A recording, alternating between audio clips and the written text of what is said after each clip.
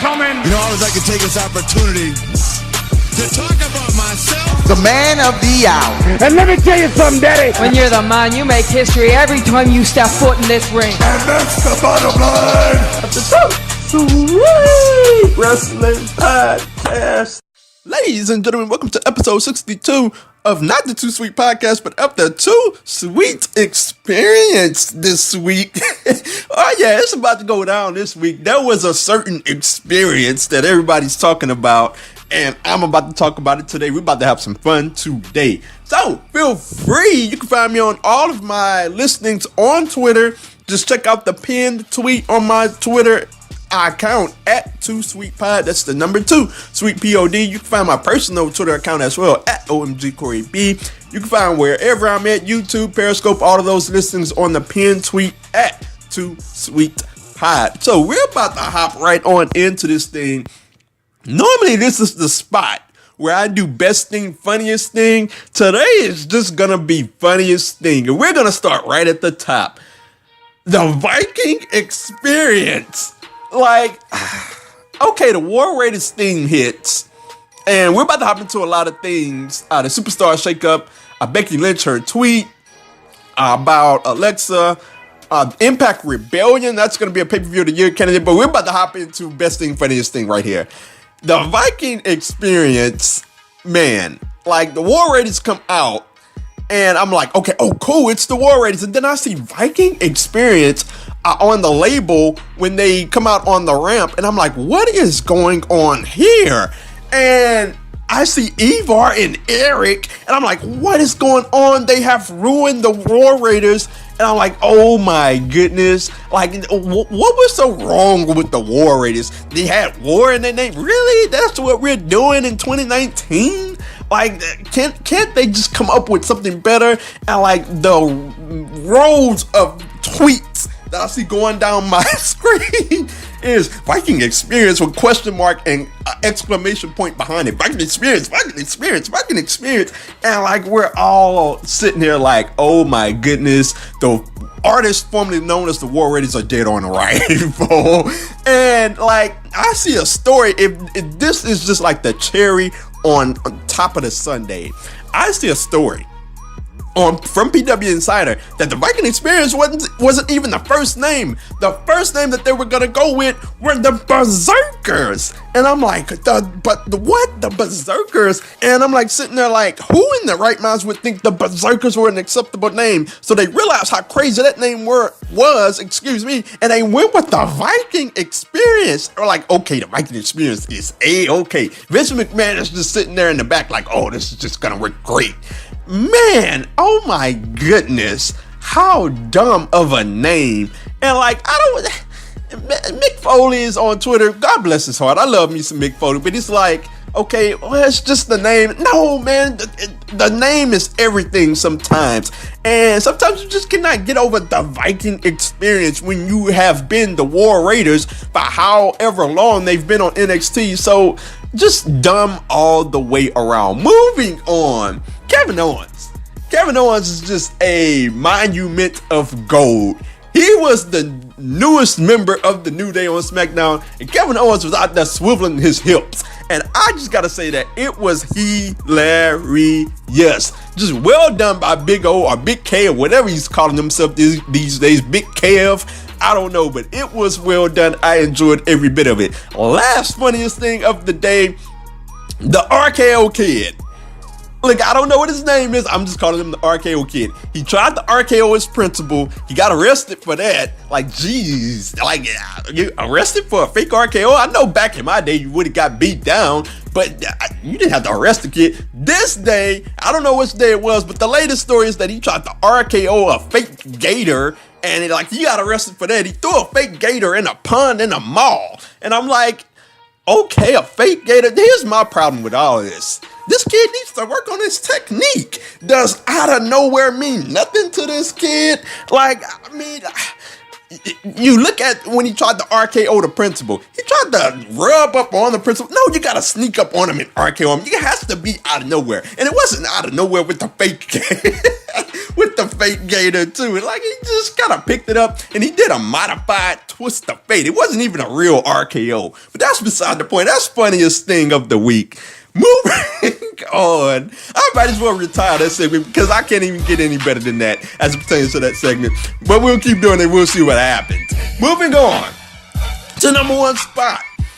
We're going to talk about the number one match, number one bout, the number one debut of the week. And we're going to start with the number one match. Buddy versus Dream. That is right. We had a fantastic match on NXT for the North American Championship. I loved every bit of it. Velveteen Dream pulled out the victory, and I gotta say that it was a phenomenal match. One of those matches that goes underrated because it's on NXT. There's not a whole lot of hype around it. Buddy Murphy's already been called up to SmackDown. Not a lot of people were paying attention to it, but it was a phenomenal match. Number one match of the week. The number one botch of the week. The Usos. Okay, Gable and Rude are coming out, and on the label it says the Usos, and I'm like, I didn't even see it at the time. I had to read it on Twitter. People were like, "Oh, it was ruined. It was ruined." And I'm like, "What happened?" And I see the picture, and it says the Usos while Gable and Rude is already out. I'm like, "Oh man, somebody in that truck got yelled at by Vince McMahon." So that was funny. The number one debut of the week, going to Impact Wrestling the North. Josh Alexander and Ethan Page. I'm really looking forward to these guys. They are a tag team. They have been a tag team in other promotions as well, but in Impact Wrestling, they had a pretty good debut, and I'm looking forward to see what they can do in the tag team division going forward. So let's hop right on into this thing. Moving on into the stories of the week. Who won a Superstar Shakeup? Now, we're going to do this one a little bit uniquely because I know that everybody's been talking about the Superstar Shakeup, who won it, and I decided that, you know what, I want to do it a little bit different when I break it down. So we got it broken down into MVP category, the ladies category, the tag team division category, the cruiserweight division category, and the mid-card category as well. We're going to break it down one by one and see who won the Superstar Shakeup. Was it Raw? Was it SmackDown? So, moving on into the MVP category. The two MVPs, obviously, AJ Styles, Roman Reigns. AJ Styles moving on to Monday Night Raw. Wasn't a whole lot more that he could do on SmackDown, so he's moving on to Monday Night Raw. I think that's an excellent addition. Roman Reigns is an excellent addition as well. As it stands right now, I have an equal sign in between AJ and Roman on my notes because both of these guys have phenomenal impact, no pun intended. I wanted to go with AJ Styles, but I had to pay respect for Roman Reigns. He has big impact. Whether you love him or you hate him, he is very much over in that aspect with the crowd. He's a big deal as it pertains to moving to SmackDown. AJ Styles is a big deal as it pertains to moving to Raw. He has just as much popularity as Roman Reigns, so I'm going to be nice to give it an equal sign to both sides. Let's give it 0.5 to Raw and SmackDown here as we move on to the ladies division. Moving to SmackDown, we have Bayley, Ember, and Kairi Sane. With Liv Morgan and Mickey as well. On the Raw side, Selena Vega, Naomi, and Lacey Evans. And I gotta say that I love me some Selena Vega. Love me some Naomi as well. Love me some Lacey Evans. I like me some Lacey Evans. But I gotta say that this one is a landslide here. The ladies on the SmackDown side wins out.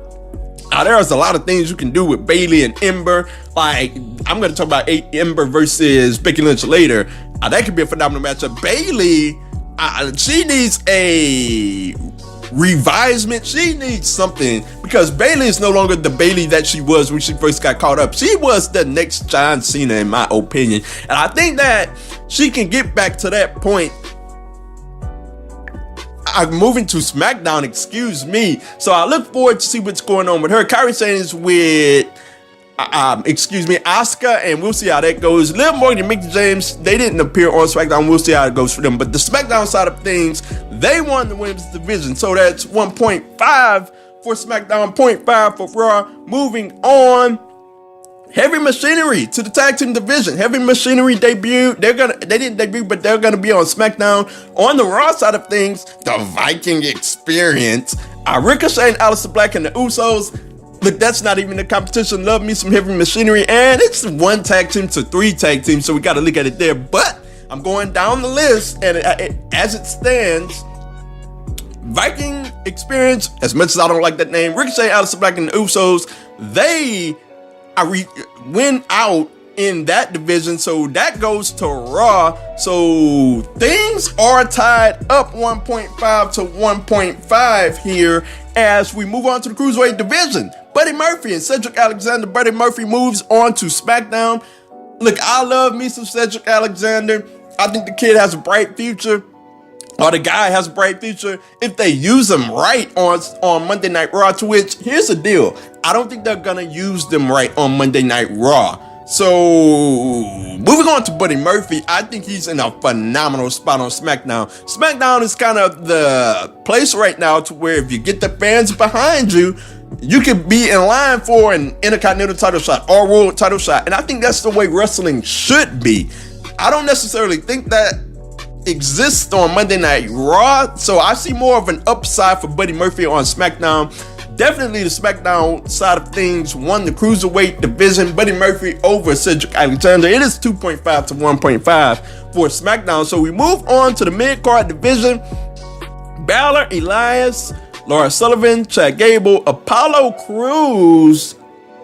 On the SmackDown side of things, The Miz, Andrade, Rey Mysterio, EC3, and Eric Young on the Raw side of things. And this one is a little bit of a competition, but I gotta say, when we get down to EC3 and Eric Young, that's when I gotta look at it and I gotta say, man, I gotta get this to SmackDown. So SmackDown wins overall. And looking at the mid-card division, Chad Gable, I think there's a lot for him going to SmackDown. It's like I say, there's hope for smaller guys on SmackDown that haven't really gotten over. If you can work in the ring, SmackDown has become the workers' a brand again, much like it was back in the mid 2000s. So if you can work, you can succeed on SmackDown. I see that for Apollo Crews as well. So Lars Sullivan, it looks like they're really behind him. So who knows what happens with him? I don't know yet, but they're really behind him. Balor and Elias, I have the utmost confidence in.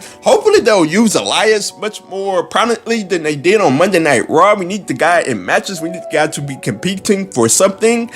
Looking at the Raw side of things, The Miz and Andrade, I'm not worried about The Miz. He's going to be just fine. Andrade looks like they're kind of positioning him for a mid-card title run in the future. So I'm excited about that. Rey Mysterio, we'll see about Rey Mysterio. Look, Rey can still go in the ring. I'm not sure how they're going to use him. But EC3 and Eric Young, they're kind of like dead on arrival, man. I don't see any hope for them whatsoever. That's no fault of their own, but I just don't think Raw is going to use them to their full potential. So SmackDown definitely wins out as it pertains to who won the Superstar Shakeup. I wish the best for both brands, excuse me. And we'll see how it works out. Even on the things that I'm negative about, I hope I'm wrong about. And I hope EC3 does well. I hope Eric Young does well. I would love to see that. We'll see how it all turns out going forward. So moving on to the next story of the day, Sasha Banks. And what hasn't been said about Sasha Banks, man? She's been all in the news lately. And whether it's reported by Ryan Satin, he reported that Sasha Banks and Bayley were upset, that they were laying down in front of their hotel rooms, complaining about losing the tag team titles at the last minute. Dave Meltzer was talking about how they were upset that not only losing the tag titles, but they were upset at them being split up. So whatever you believe, whatever report you believe, it's out there. It's reportedly out there that Sasha Banks is upset. And I look at the situation and I'm like, man, you know what? Sasha Banks has every right to be upset. Like, just think about when was the last time when they prominently used Sasha Banks. I cannot even remember the last time when I looked up and I was like, you know what? They're actually using Sasha Banks like the top woman that she is. One of the top women in the WWE. And you can look at the tag team title reign and be like, okay, they used to prominently as a tag team champion, but man, they only got one title defense, successful title defense before losing those titles. And when you look at the situation, you look at Sasha Banks, you look at her title reigns, and like the tag team title defense is the only successful defense she's had in her entire career. That is a shame, man. I think this is personally, like I said before, I think that this is something that has been building up. We didn't just get to WrestleMania and Sasha Banks and Bayley got told at the last minute they were going to lose the tag team titles, and Sasha Banks got upset and reportedly privately tried to quit. I don't think that this is that type of situation. This is a deal that has been building up. Sasha Banks has been getting misused her entire, I don't know if entire career is fair, but she has not been getting used to her full potential for the majority of her career. And I think the straw that really broke the camel's back was when they botched the Sasha Bayley feud. This was the one-on-one feud. I've said this before. This was the one-on-one feud that everybody wanted to see. Sasha versus Bayley. We wanted it at WrestleMania. And Bayley turned heel on Sasha and they blew it. Like, I really think Bayley could be where Becky Lynch is right now had they not blown that moment. The crowd went wild for Bayley. The crowd wanted to hate Sasha Banks. And we had ourselves a hot feud, and then they brought in Dr. Shelby and ruined everything. They ruined Bayley. Had they did that to Becky Lynch and Charlotte, Becky Lynch would be ruined. She wouldn't be where she is right now. And it's a shame because Bayley could be one of the top stars in all of the company had they ran with that, but they didn't. So Bayley is where she is. So here's the deal. As it pertains right now, when Sasha Banks comes back to WWE, here's what I think they should do. They should just let, if the reports are true and Sasha Banks is upset, they should just let Sasha Banks go in the ring and say how she feels. Like if this was the old WWF, they would just, Vince McMahon would just say, you know what, you're upset, just go in the ring and say it. To a certain extent. You can't go out and say everything, but just go out and say how you feel to a certain extent. And that would make great television. You mean to tell me if Sasha Banks just comes through the crowd, fantasy booking here, I don't normally do this, but I'm about to do it now. Fantasy booking. Sasha Banks just rolls up through the crowd, no music, and just gets in the ring and just starts to say how she really feels. Man, you don't think that would create a buzz? Sasha Banks would be back to being one of the top women in the company. I really think they should go with that. That's just my opinion going forward. It would be great.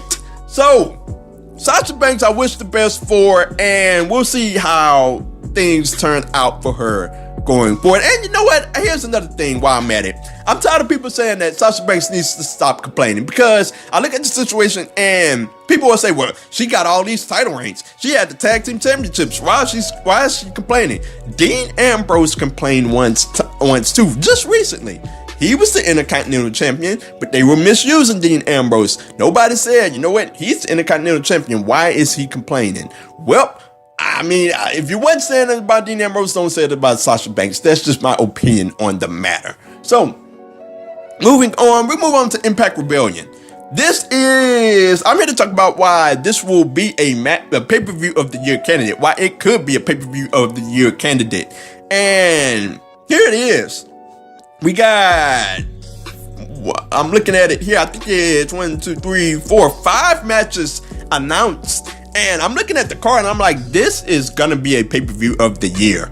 And I'm looking at it. We got Johnny Impact versus Brian Cage, Taya Valkyrie versus Jordan Grace, the Lucha Brothers versus LAX in a Full Metal Mayhem match, Rich Swann versus Sami Callihan, Tessa Blanchard versus Gail Kim. Each one of those matches are match of the night candidates. And it very much reminds me of Slammiversary. When I looked at that card, Slammiversary 2018 was, in my opinion, the pay-per-view of the year. Not just for Impact Wrestling, but overall, in my opinion. I looked at that card and I'm like, that could be a match of the year candidate. I mean, a match of the night candidate. That could be a match of the night candidate. And this is what we have slated here. And we have a match of the year candidate. I did this with Adam Cole and Johnny Gargano, and it turned out to be true. Before it even happened, I'm like, okay, that's going to be a match of the year candidate. And I look at the Lucha Brothers versus LAX, and I'm like, okay, that's going to be a match of the year candidate. Full Metal Mayhem with those guys, if you give it 15 to 20 minutes, it is going to tear down the house. It could very well main event. That's just my opinion. If you know there were no world titles at stake, that could main event the card. So we're going to have a pay-per-view of the year candidate on our hands. I like Rich Swann versus Sami Callihan. All of these matches have some sort of intrigue to it. I think this is Jordynne Grace's moment. She's going to win the championship.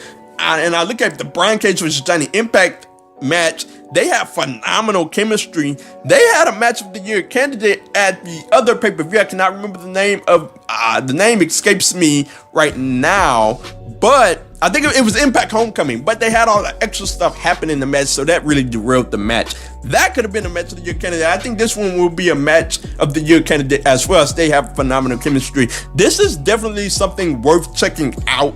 It's coming up at the end of the month, April 28th. And I will be checking it out because I'm very excited.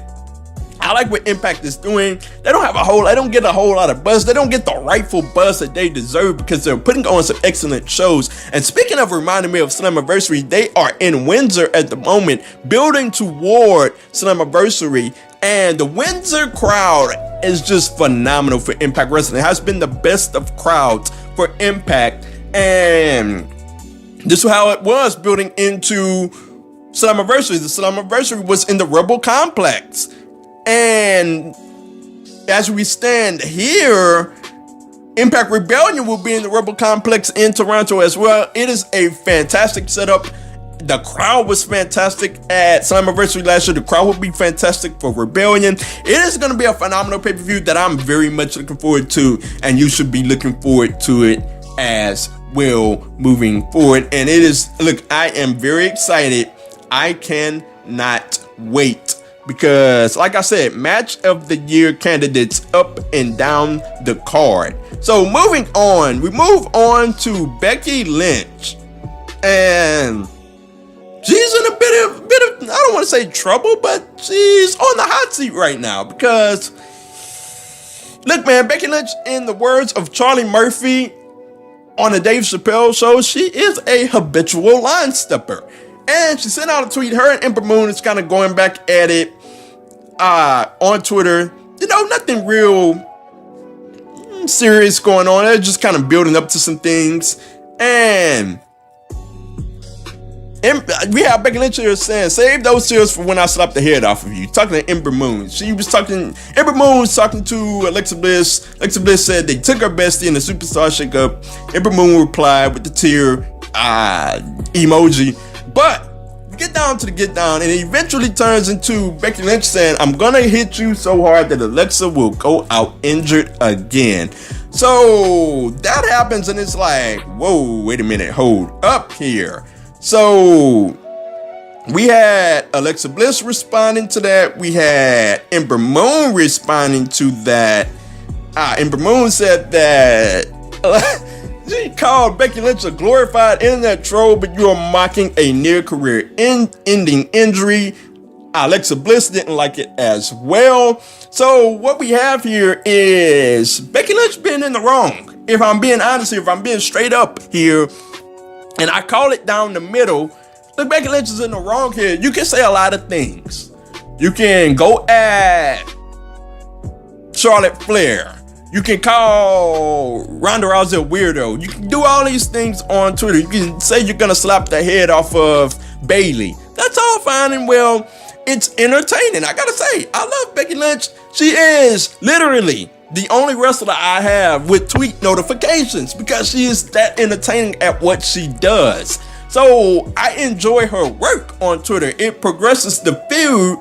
It is one of the only Twitter type of progressing the feud things that I actually enjoy. So she does a great job at what she does. But when you talk about a career-ending injury, that's where I gotta look at it and say, you're stepping over the line there. And this is not a thing to where she's in the ring with Edge and she says, you know, watch out, you might not want to hurt your neck again. That's a promo to where it's like, okay, she's talking with Edge and she's gonna say this and Edge is okay with it. I'm pretty sure that Becky Lynch did not get with Alexa Bliss and say, you know what, I'm gonna mention your career-ending injury. Are you okay with that? And Alexa Bliss goes and says, yeah, I'm okay with that. That's good. I don't think that's at play here. So looking at the situation, yes, Becky Lynch is in the wrong here. But that aside, do I want to see Becky Lynch versus Ember Moon for the title?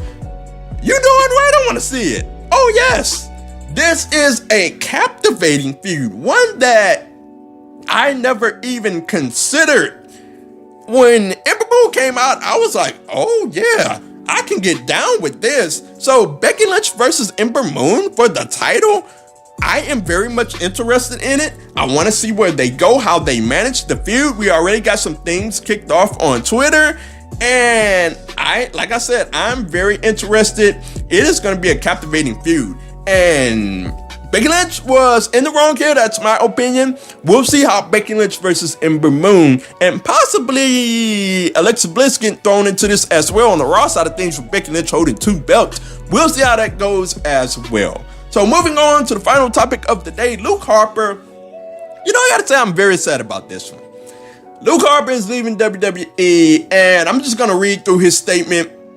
As of this evening, I've requested a release from WWE. The past 6 years have been simply amazing journey around the world and back with lifelong friends and family. This decision, as difficult as it was, feels right for myself and WWE. Thank you from the top to the bottom of WWE. Thank you to the fans for your undying support. Thank you, everyone. So this is a sad situation, man. Luke Harper is very much one of the guys that I've looked at his entire run in WWE, and I've said that guy is very underrated. He is very talented to me, and I never really thought that he got the shine that he should.